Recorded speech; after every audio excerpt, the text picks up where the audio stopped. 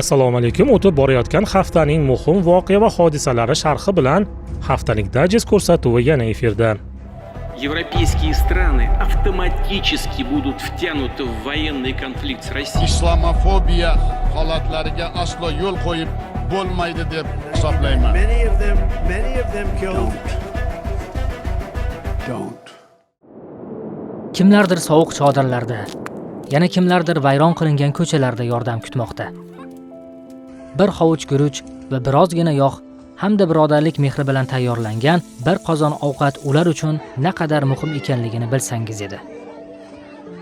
Biz Imom Buxoriy vaqfi sifatida 2 yildan ortiq vaqt davomida saxovatli O'rta Osiyo xalqidan kelgan yordamlar bilan G'azoda urushdan jabr ko'rgan insonlarga kundalik issiq ovqat, toza ichimlik suvlari yetkazib berish, uysiz qolganlarga chodirlar tiklash, yetimlarga kafillik qilish, zaruriy oziq-ovqat mahsulotlari tarqatish, shuningdek Afg'oniston, Afrika, Yaman, Suriya hamda Bangladeshda o'nlab kilometrlab masofalardan suv tashib keladigan qishloqlarga quduqlar qazib berish, masjidlar qurish, qurbonliklarni so'yib muhtojlarga tarqatish kabi yuzlab xayrli ishlarni amalga oshirmoqdamiz. Bunday sharafli ishlarda faqat siz kamlik qilyapsiz. Sizning yordamingiz bilan ularning dasturxoni yanada barakali bo'ladi. Siz ham mazlum xalqlar uchun yo'lga chiqqan yaxshilik karvonimizga qo'shiling. Shukran likulli man sa'a fil khair. Sovuq va yordam yetishmasligi G'azoda yangi tug'ilgan chaqaloqlar o'limiga olib kelmoqda. Anklavdagi sog'liqni saqlash rasmiylarining xabar berishicha 2 haftalik yana bir go'dak G'azo sektorida ob-havo sharoitining keskin yomonlashishi va gumanitar cheklovlar davom etayotgan bir paytda gipotermiyadan vafot etdi. G'azo sog'liqni saqlash vazirligi Muhammad Halil ismli chaqaloq dushanba kuni sovuq havo tufayli tana haroratining keskin pasayishi natijasida vafot etganini e'lon qildi. Bola 2 kun oldin reanimatsiyaga yotqizilgan, ammo uni qutqarib qolishning iloji bo'lmadi. Muhammad Halil Falastin hududiga Bayron bo'roni zarba berganidan keyin ob-havo sharoitining yomonlashishi tufayli so'nggi kunlarda vafot etgan kamida 13 boladan biridir. 2 yildan ortiq vaqt davomida Isroil bosqini G'azo sektoriga tovarlar, jumladan qishki kiyim-kechak va boshpanalarning kirishini cheklab qo'ydi. Mahalliy hokimiyat organlarining ma'lumotlariga ko'ra, anklavga faqat cheklangan miqdordagi xalqaro gumanitar yordam yetib kelmoqda. Bu esa sovuq ob-havoning eng zaif aholiga ta'sirini kuchaytirmoqda. Ammo G'azo blokadasini ochlik savdosiga aylantirib, undan biznes sifatida foydalangan holda mo'may daromad ilinjida yurganlar ham ming afsuski yo'q emas. Mana shunday shaxslardan biri Ibrohim Al-Arjani. Sinaydan kelgan misrlik biznesmen Abdul Fattoh Sisi rejimi va Misr xavfsizlik kuchlari bilan bog'liq bo'lgan Sinay o'g'illari kompaniyalari guruhi rahbari. Urush boshlanganidan so'ng uning kompaniyalari Rafah o'tish joyi orqali odamlar va tovarlar oqimi ustidan amalda nazoratni qo'lga kiritdilar. G'azo blokadasi barqaror tijorat sxemasiga aylandi. Gumanitar yordamlar va tovarlarni jo'natish super foyda manbaiga aylandi. Tergovlar shuni ko'rsatadiki, Al-Arjani kompaniyalari Isroil yuklarini qabul qilish tizimi bilan muvofiqlashtirilgan holda ishlaydi. Sinay o'g'illari Misrdan barcha yuklarni tashish, saqlash, xavfsizlik va rasmiylashtirishni nazorat qiladi. Muvofiqlashtirish narxi har bir yuk mashinasi uchun $3000-5000 dan $100,000-150,000 Gumanitar yordamlar uchun esa $200,000 ko'tarildi. Isroil cheklangan miqdordagi falastinlik vositachilarga eksklyuziv ruxsatnomalar berdi va yordamni tijorat tovariga aylantirdi. Gumanitar karvonlarning 60% gacha qismi aslida tijorat yuklaridan iborat bo'lib, ular keyinchalik G'azoda olib sotarlar qo'ygan narxlarda sotilmoqda. 2 yil ichida ushbu sxemadan tushgan daromad $1 milliard dan oshdi. Al-Arjanining kompaniyalari taxminan $177 million daromad ko'rdi. G'azodagi narxlar 1000% dan ortiqqa oshdi. Qo'shimcha to'lovlarga yuk mashinalarini qo'riqlash, ya'ni $10,000-30,000 atrofida. Kutish to'lovlari va yuklarni tezlashtirilgan holda olib o'tish kiradi. Tijorat yuklari tezda o'tadi. Gumanitar yordam esa bir necha oy davomida ushlab turilishi mumkin. Al-Arjani nafaqat iqtisodiy monopoliyaga, balki Misr va Isroil o'rtasidagi siyosiy vositachiga ham aylandi. Natijada g'azoliklar ushbu tizimning har bir darajasi uchun logistikadan tortib olib sotarlargacha yirik badallarni to'lashlariga to'g'ri kelmoqda. Boshqacha qilib aytganda, g'azoliklar blokadani biznesga aylantirganlarning qurboniga aylanmoqdalar. O'tib borayotgan hafta dunyoning turli mintaqalarida qurolli hujumlarga boy bo'lgani bilan esda qoladigan bo'ldi. Mana shunday qurolli hujumlarning dastlabkisi Avstraliyaning Sidney shahri sohillarida o'zlarining Hanuka bayramini nishonlayotgan yahudiylarga qarshi uyushtirildi. 13-dekabr kuni Avstraliyaning Sidney shahridagi sohillarning birida Hanuka bayramini nishonlayotgan 2000 ga yaqin yahudiylar jamoasi o'qqa tutildi. Hujumni asli kelib chiqishi pokistonlik bo'lgan 50 yoshlik Sajid Akram hamda uning 24 yoshlik o'g'li Navid Akram amalga oshirdi. Ota-bolaning sohil bo'yida bayram qilayotgan yahudiylarga qarata tartibsiz o'q uzishi oqibatida 16 kishi halok bo'ldi. 40 dan ortiq kishi jarohatlangan holda shifoxonalarga yotqizilgan. Otishmada yahudiylarning Chabad tashkiloti vakili Elish Langer ham o'ldirilgan. Chabad tashkiloti jinoyatchi Netanyahu ham a'zo bo'lgan tashkilot bo'lib, G'azodagi qirg'inlarda muhim ishtirokchilardan biri hisoblanadi. Chabad tashkilotining ko'plab a'zolari G'azoda Isroil saflarida jang qilishadi. Hujumda o'ldirilgan Elish Langer ham bir necha bor Isroil askarlarini ziyorat qilish uchun G'azoga borgan va Isroil armiyasi uchun moliyaviy yordam yig'ish bilan faol shug'ullangan. Hujumni sodir etganlar shaxsiga to'xtaladigan bo'lsak, Avstraliya Ichki ishlar vazirligi ma'lumotlariga ko'ra, Sajid Akram mamlakatga 1998-yilda talabalik vizasi bilan kelgan va o'shandan beri Avstraliyaning doimiy rezidenti bo'lgan. Uning o'g'li Navid tug'ilganidan beri Avstraliya fuqarosi sanaladi. Hujumdan sal oldin ota va o'g'il Filippinga borgan. Hujum uyushtirganlarning kattasi Sajid Akram politsiya bilan otishma chog'ida halok bo'lgan. O'g'li esa og'ir yarador holda qo'lga olingan. Hozirda tirik qolgan Navid Akramga 59 band bo'yicha jumladan 15 ta qotillik va bitta terrorchilik harakati sodir etish ayblovlari qo'yildi. Akram hujum vaqtida og'ir yaralangan. Avstraliya rasmiylari ayblov e'lon qilish uchun uning komadan chiqishini kutishgan. U dushanba kuni sud oldida video konferensiya orqali javob beradi deya xabar berdi Reuters agentligi. Bondi plajidagi Hanuka bayrami paytida 16 kishining hayotiga zomin bo'lgan hujum tezda fojiadan diplomatik bosim vositasiga aylandi. Isroil bosh vaziri Benyamin Netanyahu voqealarni Avstraliya hukumati siyosati bilan bog'ladi. Netanyahu 17-avgust kuni bosh vazir Antoni Albanesiga ogohlantirish xati yuborganini aytdi. Kanberraning Falastin davlatini tan olish siyosati antisemitizm oloviga yog' qo'shadi va terrorizmni rag'batlantiradi deya ta'kidlagan Netanyahu, hujumchilardan birini zararsizlantirgan Ahmad al-Ahmad ismli asli suriyalik musulmon erkakni aniq ma'lumotga ega bo'lmasdan turib, uni qahramonlik ko'rsatgan yahudiyga chiqardi. Ammo uning musulmon ekanligi o'rtaga chiqqach, Netanyahu tomonidan ilgari surilgan fojianing siyosiy ekspluatatsiya ustiga qurilgan jamoaviy ayblovlarning mantig'i puchga chiqdi. Avstraliyaning sobiq bosh vaziri Malcolm Turnbull dunyoning aksariyat mamlakatlari Falastinni tan olishini va ikki davlat yechimini qo'llab-quvvatlashini ta'kidlab, Isroil bosh vaziri Benyamin Netanyahuni Avstraliyaning ichki siyosatidan uzoq turishga chaqirdi. Netanyahuga qaytadigan bo'lsak, aslida Sidneydagi qotilliklar uchun asosiy javobgarlar aynan u va uning sionistik rejimidir. Nimani eksang shuni o'rasan deyilganidek, G'azoda begunoh go'daklarning oqayotgan qonlari, g'arbiy sohildagi adolatsizliklarni butun dunyo ko'z o'ngida tap tortmay amalga oshirayotgan yahudiylarga nisbatan nafrat ortib boraveradi. Sidney voqeasi esa katta ehtimol bilan yahudiylarga qarshi kayfiyatning amaliy ko'rinishga ko'chgan harakatining shunchaki boshlanishi bo'lishi mumkin. Hafta davomida sodir etilgan qurolli hujumlardan yana biri AQShning Brown universitetida sodir etildi. Ushbu hujum natijasida halok bo'lgan 2 kishidan biri o'zbekistonlik talaba Muhammad Aziz Umurzoqov edi. AQSh ommaviy axborot vositalari va rasmiy idoralar ma'lumotlariga ko'ra, otishma 13-dekabr kuni tushdan keyin universitetning Barrows and Halley muhandislik binosida yakuniy imtihonlar jarayonida sodir bo'lgan. Otishma oqibatida 2 nafar talaba halok bo'lgan, yana 9 nafari yaralangan. Brown universitetida otishma qurboni bo'lgan 18 yoshli o'zbekistonlik Muhammad Aziz Umurzoqovning ota-onasi shanba kuni umra ziyorati uchun Makkaga uchgan vaqtida uning yo'qolgani va so'ngra vafot etganini eshitgan. Saudiyaga yaxshi niyatda yo'l olgan ota-ona dastlab Misrga yetganida farzandining yo'qolganidan xabar topgan. Keyinchalik Makkada qizi orqali uning o'limini ham eshitgan. Yaqinlari va do'stlari Muhammad Azizni odobli, bosiq, a'lo baholarga o'qiydigan tirishqoq talaba sifatida yodga oldilar. U kelajakda neyroxirurg bo'lishni orzu qilgan edi. Muhammad Azizning barcha yaqinlariga hamdardlik bildirgan holda Allohdan sabr tilab qolamiz. Gumonlanuvchi sifatida dastlab harbiy xizmat va snayperlik tayyorgarligidan o'tgan 24 yoshlik Wisconsin shtati fuqarosi Benjamin Erikson hibsga olingan edi. Biroq tergovdan so'ng u qo'yib yuborildi va 3 kun o'tib haqiqiy qotil kim ekanligi aniqlandi. Qurolli hujum uyushtirgan shaxs 48 yoshli Portugaliya fuqarosi Claudia Neves bo'lib chiqdi. Olib borilgan surishtiruv kamera kuzatuvlaridan so'ng qotil iziga tushilgan. Biroq uni tiriklayin qo'lga olishning iloji bo'lmadi. Uning jasadi New Hampshire shtatining Salem shahrida, Boston markazidan taxminan 30 kilometr shimolda joylashgan omborxonadan topilgan. AQSh Adliya vazirligi vakillaridan biri gumonlanuvchining o'z joniga qasd qilganini aytmoqda. U 2017-yilda Green Card orqali mamlakatga kirib kelgani bois hukumat vaqtinchalik Green Card dasturini to'xtatishga qaror qildi. AQSh ichki xavfsizlik vaziri Kristi Noemning ma'lum qilishicha, hodisa fonida immigratsiya tizimi va xavfsizlik choralarini qayta ko'rib chiqish zarurati yuzaga kelgan. Hafta davomida sodir etilgan dilni xira qiluvchi eng dahshatli qurolli hujum esa Rossiyaning Podmoskoviya tumanida sodir etildi. Biz yuqorida keltirgan qurolli hujumlardan farqli o'laroq Rossiyadagi hujum qurboni faqat bir nafar, ammo vahshiylik jihatidan barchasidan o'tib tushdi.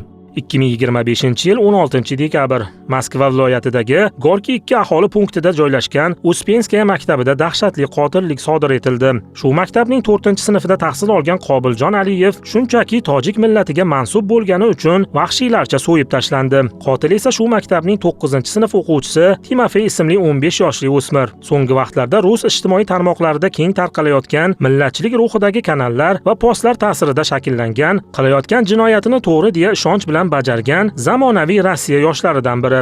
Qotil o'smir o'z jinoyatiga uzoq vaqt tayyorgarlik ko'rgan. U mening g'azabim deb nomlangan manifest yozib, musulmonlar, yahudiylar va turli millat vakillariga qarshi 12 sahifalik g'arazli maqsadlarini sinfdoshlariga yuborgan. Surishtiruvlardan shu narsa ma'lum bo'ldiki, o'smir 2019-yilda masjidlarga hujum qilib 51 nafar musulmonning umriga zomin bo'lgan avstraliyalik terrorchi Brentonning muxlisi bo'lgan. Qotillik kuni Timofeyning nishoni aslida shu maktabda dars beradigan boshqa millatga mansub o'qituvchi bo'lgan. Biroq o'sha kuni o'qituvchi maktabga kelmagan va qotil rejasini biroz o'zgartirgan. U koridorda to'planib turgan 4-sinf o'quvchilaridan millatini so'raydi. Qo'lida pichoqni ko'rgan pensiya yoshidagi qo'riqchi undan pichoqni olishga urinadi. Biroq o'smir uni og'ir yaralab, so'ng o'quvchilarga yuzlanadi. Sinf rahbari barcha o'quvchilarni xonaga olib kirishga muvaffaq bo'ladi. Ammo Qobiljon zina orqali qochishga urinadi. Biroq unga yetib olgan millatchi qotil shafqatsizlar Qobiljonning bo'yin qismiga bir necha bor pichoq urib uni o'ldiradi. Qilgan ishidan faxr tuyg'usini tuygan qotil o'smir barcha jinoyatlarni tasvirga olib, ijtimoiy tarmoqlarga joylagan. Qobiljonning so'nggi so'zi bir necha yil avval avtohalokatda halok bo'lgan dadasi edi. Shu maktabda farrosh bo'lib ishlagan onasining esa mudhish hodisadan xabar topgan vaqtdagi holatini so'z bilan tasvirlash qiyin. Qotil ko'p o'tmay xavfsizlik xodimlari tomonidan qo'lga olindi. Dastlabki surishtiruvlardayoq u o'z aybiga iqror bo'ldi. Onasi hamshira, otasi haydovchi bo'lgan Timofeyning bunday vahshiylikka nima undadi? Kattalar yillar davomida so'zlar bilan nafratni qo'zg'atishga vaqt sarflashgan bir vaqtda bolalar pichoq bilan gapira boshlaydilar va bugungi kunda bu endi hayolot emas, bu fantastika emas, bu o'smirlar qo'zg'oloni ham emas. Bu shovinistik millatchi targ'ibotning tayyor mahsulotidir. Bu bolaning ongiga singib ketgan mafkura. Bolalar jamiyatning eng zaif qismidir. Ularning ruhiyati hali ham rivojlanmoqda. Tanqidiy fikrlash yolg'onni yuksak ritorikadan ajratish uchun yetarli emas. Kattalar, jamoat arboblari, badavlat va nufuzli shaxslar yillar davomida muhojirlarga nisbatan nafratni rivojlantirganda, odamlarni to'g'ri va noto'g'riga ajratganda va vatanparvarlik niqobi ostida tajovuzni oqlaganda, ular jamiyatni mustahkamlamaydilar. Ular uni nogiron qiladilar. Va eng avvalo ular bolalarni ma'naviy nogiron qiladilar. Bola oqibatlarning ko'lamini tushunmaydi. Ular shunchaki bugun hukumat darajasida qo'llab-quvvatlanayotgan Ruskaya Община singari millatchi guruhlarning targ'ibotlariga berilib, ularning xatti-harakatlaridan andoza olishadi xolos. Natijada nafrat manifesti paydo bo'ladi. Natijada maktabda pichoq paydo bo'ladi. Natijada o'ldirilgan 10 yoshli bola paydo bo'ladi. Bu mamlakatni himoya qilish emas, bu jamiyatni bo'lish, zaiflashtirish va yo'q qilishdir. Va bularning barchasi eng avvalo davlatni diktatura asosida boshqarayotgan Putin siyosati va uning ortidan jamiyatda urchib kelayotgan shovinistik va ksenofobik qarashlarning mevasidir. Ayniqsa Moskvadagi Krokus Cityda Rossiya xavfsizlik kuchlari tomonidan tashkillashtirilgan qurolli hujum Tojikistonlik migrantlar bo'yniga yuklatilganidan keyin jamiyatda migrantlarga, ayniqsa O'rta Osiyolik va musulmon bo'lganlarga nisbatan adovat keskin ortganiga guvoh bo'lishimiz mumkin. Bir vaqtlar Ikkinchi jahon urushi vaqtida fashizm ustidan g'alaba qozongani bilan doim maqtanadigan va hozirda go'yoki Ukrainada ham fashizmga qarshi kurash olib borayotganini da'vo qilib kelayotgan Rossiyaning ichida vatanparvarlik niqobi ostida shakllangan nafrat va tajovuzga to'la millatchi fashist avlod yetishib kelayotganiga guvoh bo'lishimiz mumkin. Buni Qobiljon Aliyevning o'limi ortidan millatchi ruslar kanallarida qotillikni ma'qullagan, natsist o'smirning jinoyatini qo'llab-quvvatlab qoldirilgan millatchilik ruhidagi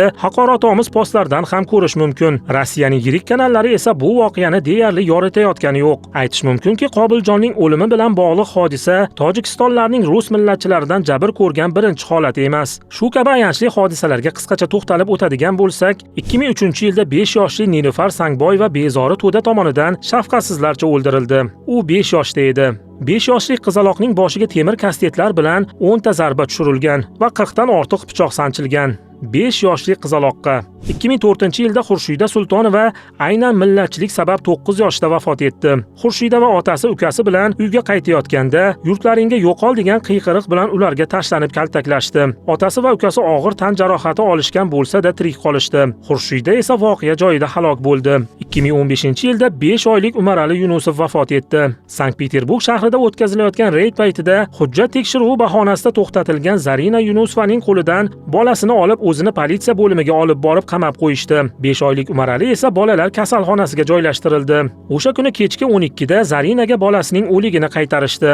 Soppa-sog' bola 6 soat ichida infeksiya yuqtirilib kasalxonada vafot etdi. Tojikiston hukumatı vatanga tuproqqa qo'yish uchun olib kelinadigan Umaralining jasadini sud-med ekspertizadan o'tkazish haqida bayonnoma berdi. Lekin Zarinani hukumat vakillaridan hech kim kutib olmadi va Umaralining o'limi sirliligicha qoldi. Endi esa Qobiljon. Shu zaylda Rossiya millatchilari va ksenofobiyasi bilan o'z botqog'iga botib bormoqda. Lekin bu fojiada faqat Rossiyani ayblash ko'rlik bo'ladi. Qobiljonning o'limi, millionlab bolalarning yetimdek ulg'ayishi, tojik erkak va ayollarining Rossiya sovuqlarida xo'rlanishiga Tojikistondagi avtoritar, oilaviy va talonchi boshqaruv eng bosh sababchidir. Korrupsiya, o'g'irlik va tushkunlik odamlarni muhojirlikka haydaydi. Muhojirlik esa ularni nafrat va zo'ravonlik nishoniga aylantiradi. Bu zanjir tasodif emas. Shu bois Qobiljon va unga o'xshash millionlab bolalar taqdirida o'zini peshvoyi millat deb atovchi Imomali Rahmonni na ramziy, na bilvosita, balki asosiy aybdor sifatida o'rtaga chiqaradi. Xalq pulini oilaviy talon-taroj qilib yeb yotgan, o'z millatdoshlarini shovinist natsistlar qo'lida xor qilib qo'ygan zolim amaldorlar unutmasinlarki, ular bu qilmishlari uchun qiyomat kuni albatta so'raladilar. 3 kun davomida AQSh va Ukraina vakillari Berlinda yopiq eshiklar ortida muzokaralar olib borishdi va AQSh prezidenti Donald Trampning so'zlariga ko'ra, barcha kelishmovchiliklarning qariyb 90% ni hal qilishga muvaffaq bo'lishdi. Uning ta'kidlashicha, Moskva va Kiyev endi tinchlikka avvalgidan ham yaqinroq. Ukraina yaqinda imkonsizdek tuyulgan og'riqli yon berishlarga tayyorligini aniq ko'rsatdi. Kiyev aniq nimani qurbon qilishga tayyor va bu yon berishlar Moskvani qondiradimi? Keling buni hozir biroz tahlil qilib ko'ramiz.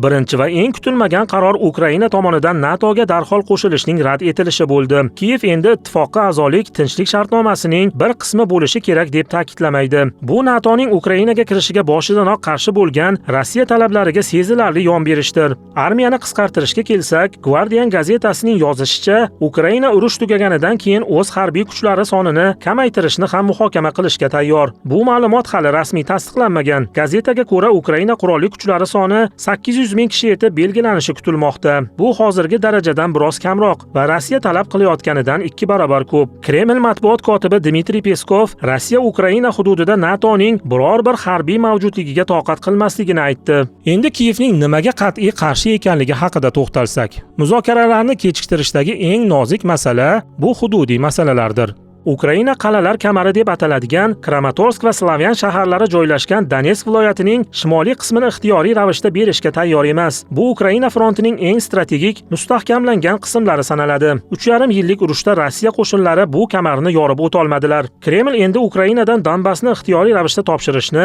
va barcha Ukraina qo'shinlarini Donetsk viloyatining ma'muriy chegaralari doirasida olib chiqishni talab qilmoqda. Kiyev esa bu talabni qat'iy rad etib, hududiy meros faqat mamlakat fuqarolarining aksariyati rozi bo'lgan taqdirda referendum orqali amalga oshirilishi mumkinligini ta'kidlamoqda. Biroq Kiyev sotsiologiya instituti tomonidan o'tkazilgan so'rov natijalariga ko'ra, ukrainaliklarning 75% Donbassni topshirishga qarshi ekanligi ma'lum bo'ldi.